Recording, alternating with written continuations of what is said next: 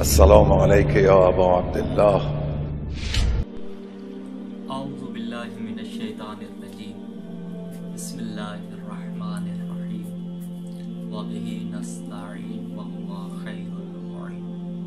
يا محمد يا علي يا فاطمة يا حسن يا حسين يا صاحب الزمان أدركني ولا تهلكني. ناظرین کرام، السلام علیکم ورحمۃ اللہ وبرکاتہ۔ ناظرین کرام، ہم نے گزشتہ ویڈیو میں آپ کو بیان کیا تھا کہ جناب کعب کے 3 بیٹے تھے۔ بڑے بیٹے کا نام مرہ تھا، دوسرے بیٹے کا نام عدی تھا اور تیسرے بیٹے کا نام حسیس تھا۔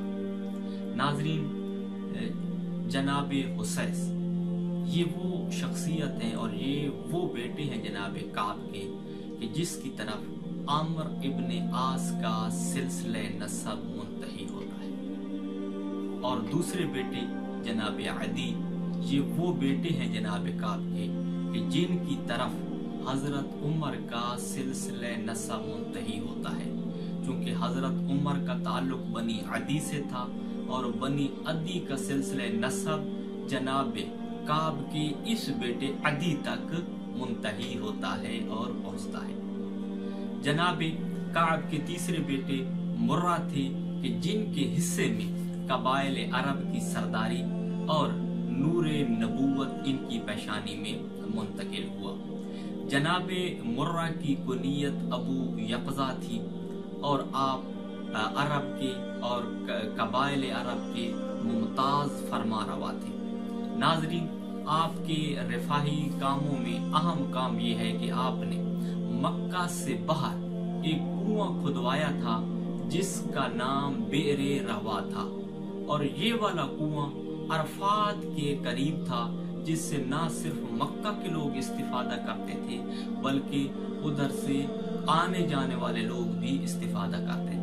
اور ناظرین، آپ جانتے ہیں کہ اس زمانے میں جہاں پر فقط سرزمین عرب میں ریگستان، پہاڑ اور ریت کے ٹیلے ہوتے تھے، پانی نام کی کوئی چیز نہیں ہوتی تھی، اس دور میں کنواں کھدوانا یہ بہت بڑا کام شمار ہوتا تھا۔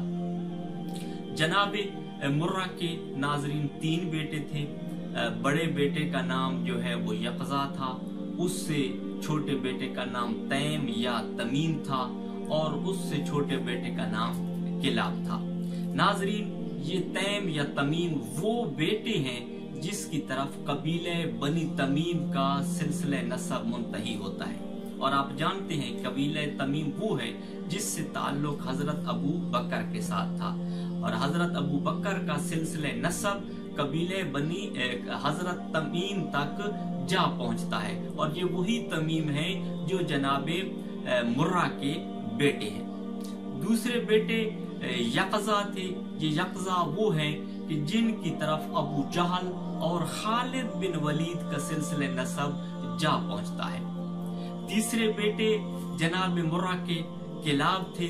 ناظرین، ان کا اصل نام حکیم تھا اور ان کا لقب جو تھا کلاب تھا، اور کنیت ان کی ابو زہرہ تھی۔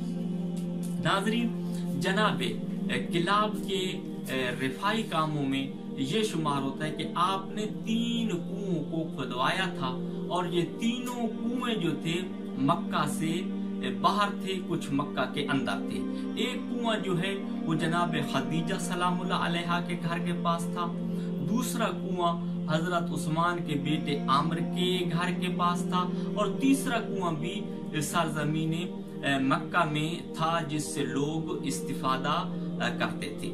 جناب آپ کے جو ہے وہ 2 بیٹے تھے۔ بڑے بیٹے کا نام جو ہے زہرہ تھا اور چھوٹے بیٹے کا نام قصی تھا۔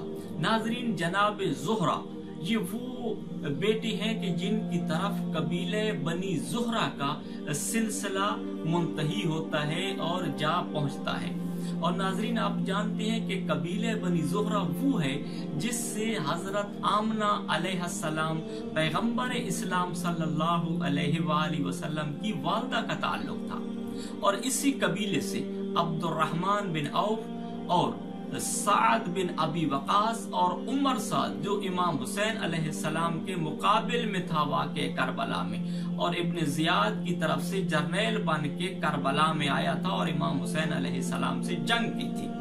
تو ان تمام کا تعلق قبیلہ بنی زہرہ سے تھا، اور ناظرین قبیلہ بنی زہرہ کے افراد کو اسی وجہ سے اخوال النبی کہا جاتا ہے، یعنی پیغمبر اسلام صلی اللہ علیہ وآلہ وسلم کے ماموں، چونکہ جناب آمنہ علیہ السلام کا تعلق جو ہے وہ قبیلہ بنی زہرہ سے تھا۔ مگر سرداری کس کے حصے میں آئی؟ ناظرین سرداری جس کے حصے میں آئی وہ جناب قصی تھے۔ جناب قصی کون تھے، ان کا تعارف کیا ہے، یہ انشاءاللہ اگلی ویڈیو میں۔ ناظرین ہمارے ویڈیو خود بھی دیکھیں، دوستوں کو بھی شیئر کریں، اور ہمارے اس چینل کو سبسکرائب کرنا مت بھولیں۔ والسلام علیکم ورحمۃ اللہ وبرکاتہ۔